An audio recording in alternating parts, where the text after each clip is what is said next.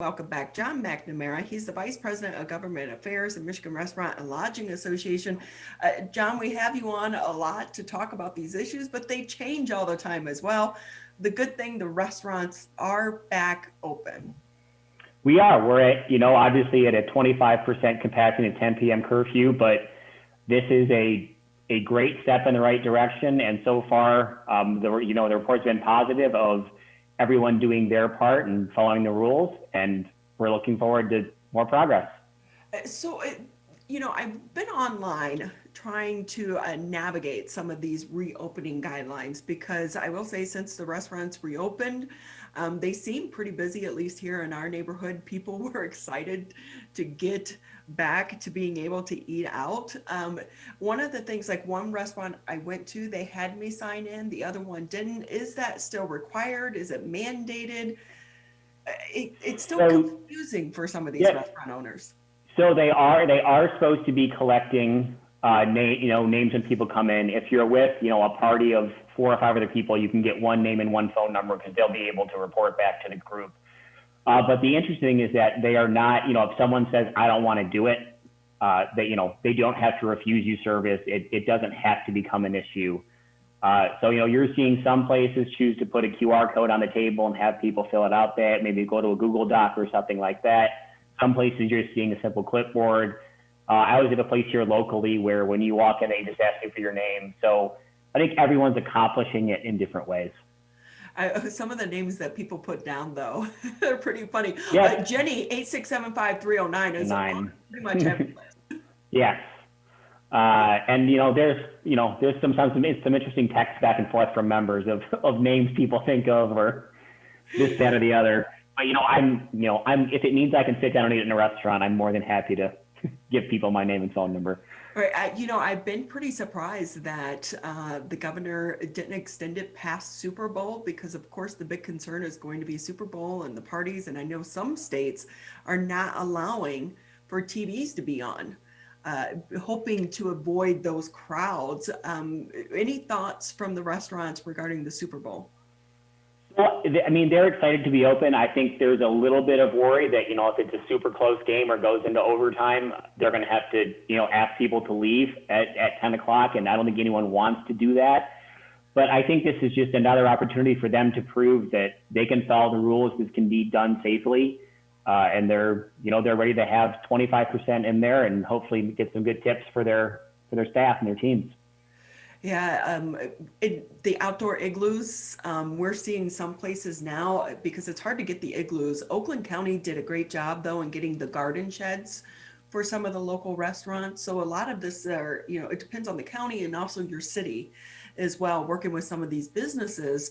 I don't think those are going to be going away. I have heard there's been some issues with the igloos because with the snow, it's like the pressure and they start to rip. So some of these things have been creative solutions, but not long lasting solutions.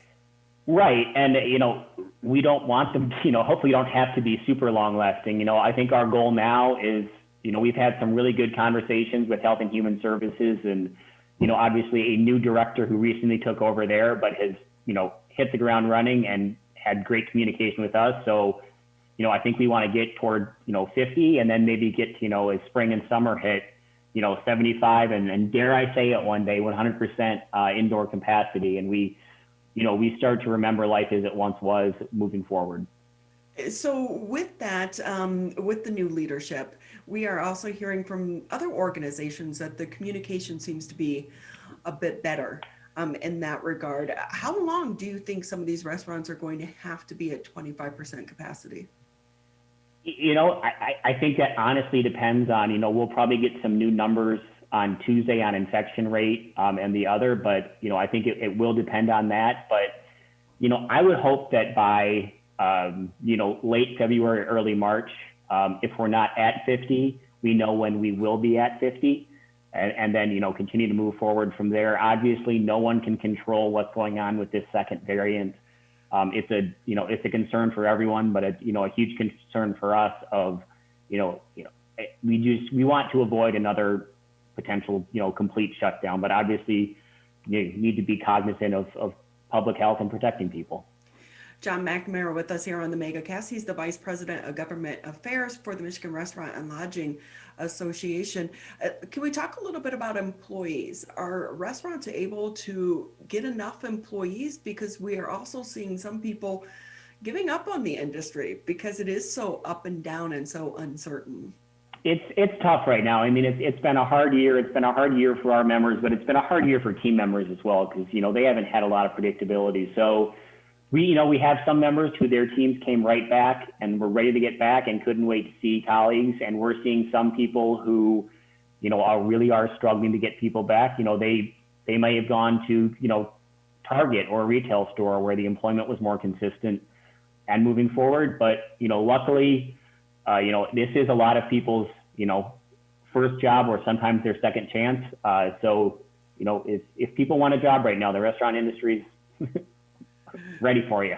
And definitely hiring. I will say, for the most part too, any new complaints coming out? I mean, I know some of the restaurants have only been open a few days about people. Are we still in the dispute phase of people not wearing masks, or they are wearing masks, or we're kind of beyond that now because people are so used to it? No, I think masks have been normalized and people have sort of accepted. In fact, now, obviously you're seeing the movement that, 2 masks is maybe inching toward the norm. So we haven't heard any complaints about, from members of not wearing masks.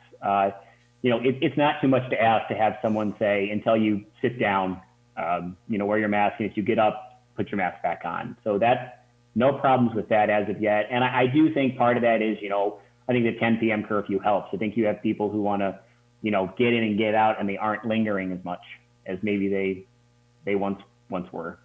So I'm looking at the order right now, the indoor dining guidelines that was put out by the state of Michigan. And the one is you have to wear a mask except for when eating or drinking.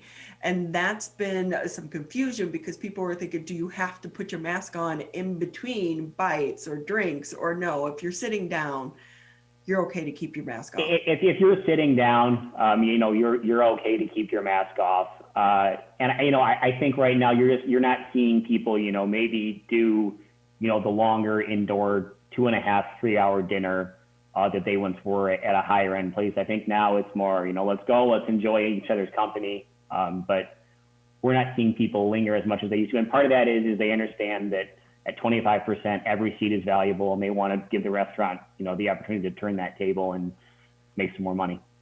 So with that, the 10 p.m. curfew, what is really the purpose behind that? Is that to avoid those late night crowds because that's when people tend to gather more? I think that's part of it, but I'm going to be honest. I think a lot of it is that it gives people less time to drink, and the more you drink, the more irresponsible or lax you're going to be, and I think that cuts down on that. And I live in East Lansing, and I think you're going to see college kids go out until 10 and then take it back home and have the house party and sort of do it in reverse. But I really think it's more of a crowd control issue than anything else.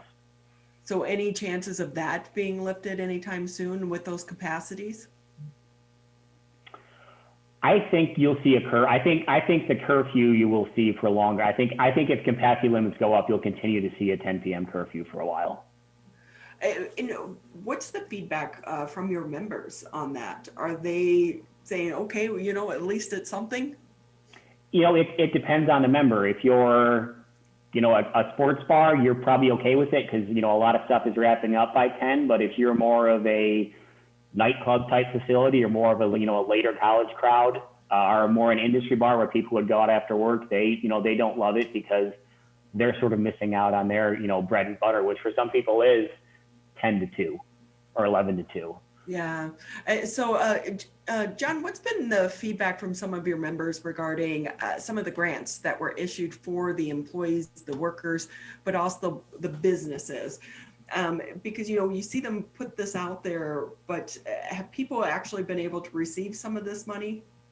So in terms of the employee grants, we actually administered those through our foundation, and we got over 90,000 applications from people all over the state. So we are going through right now and, weeding out people who don't live in the state of Michigan, somehow improperly filled out the application, or applied multiple times. For example, we had 78 people use the same address that's an 1,100 square foot house. So obviously some fraud we need to go in there and weed out. So those will be all, people will be notified by the end of this month if they did receive the award. So I think people are somewhat frustrated that they apply and haven't heard anything. But, we have to make sure that we're not, giving away money that should go to, someone else. And you know what? It's like a shame on those people trying to take advantage of the system, because there are people out there that really need it. And, I know that we've seen it earlier on as well. And even on the federal side, they went after some of these businesses and the business owners that were taking advantage of the system as well. So shame on them. It's frustrating, but unfortunately part of the world we live in now that, you've got to double and triple check to make sure that happens. And, again, our focus now is hopefully we don't have to do any more grants. Hopefully, we can just continue to open up more and more and more, and, they can, start paying their bills by, selling food and drinks. Exactly. And with that, so we focus a lot on the restaurant industry, but you're also part of the lodging association. How are things going for hotels? Because we are in the winter months, but people do like to go up north. How is that side looking? So, lodging has struggled just as much as restaurants have, because, the two are so synonymous. If you're staying in a hotel, you're probably going out to eat. If you're going on vacation, you're obviously staying in a hotel. So, they were very encouraged by sports being allowed to operate yesterday because, hockey tournaments, basketball tournaments, gymnastic tournaments, that's a great source of revenue for them. Obviously, we're getting snow. So, up north is excited to start to see people there. So, but, the comeback's going to be a long time for them as well. And, they face unique challenges and, telling people, in a 10,000 square foot ballroom, you can right now only have 10 people from 2 households is frustrating. So that's another change we're working on making, is to get that to, back to the 20% per 1,000 square, or 20 people per 1,000 square feet. That's, so they can try and scrape together some meetings and some business. And, and when it comes to the households, who's actually checking? No one. Because I've been in some of these, like the garden sheds, and no one in there is from the same household. It's how you're getting out with your friends. Yeah, absolutely. So, I've been wondering too, since you brought up sports, we know that a lot of people have been going across state lines in order for their kids to be able to play sports. So you think about that, and how much money some of the hotels and the restaurants have been losing because of that. Because they've been going to other places. So hopefully that will help open up that avenue here in the state of Michigan. Yeah, hospitality employment is actually up in the state of Indiana right now because, being a border state and people have migrated over there, some of them to get jobs. Because, Indiana's been pretty open throughout all this. Yeah, and I know that I have friends that they take off and they go to Florida. And whereas before they would have only stayed maybe a week, they've decided to stay 3 and 4 weeks because so many people can remote work right now. Right. And they're like, not only just the weather, of course, but on top of that, they want to be able to go out to eat to restaurants and, kind of get back to life. And so they're like, if Michigan shut down, if I have the means, I'm leaving. I'm out of here. Absolutely. So with that, John McNamara with us. He's the Vice President of Government Affairs for the Michigan Restaurant and Lodging Association. John, anything we didn't touch on today that you want to continue to share with people? Because I do feel like this information changes constantly. Yeah, I think we covered everything, but just, one more, public plea for if people go out, be kind to your server, understand that it's going to be a little bit different, and it's going to take everyone working together to continue to get to, increased capacities and maybe later hours, and looking forward to warmer weather to help. Right. Be nice, tip well. Yeah. I will say though, I'm waiting for like the summer months, because I think some of these restaurants, when we get back to regular, we'll start to see some of these garden sheds, igloos for sale on eBay. I want to snag one. I think you're going to see that. And then, I think you're going to see some stuff's going to be forever. I think the QR code, menu on the table is going to be something you see continue, rather than handing a paper menu. Well, yeah, just from an expense standpoint as well, it's got to be a lot cheaper for the restaurants, right? For sure. Yep.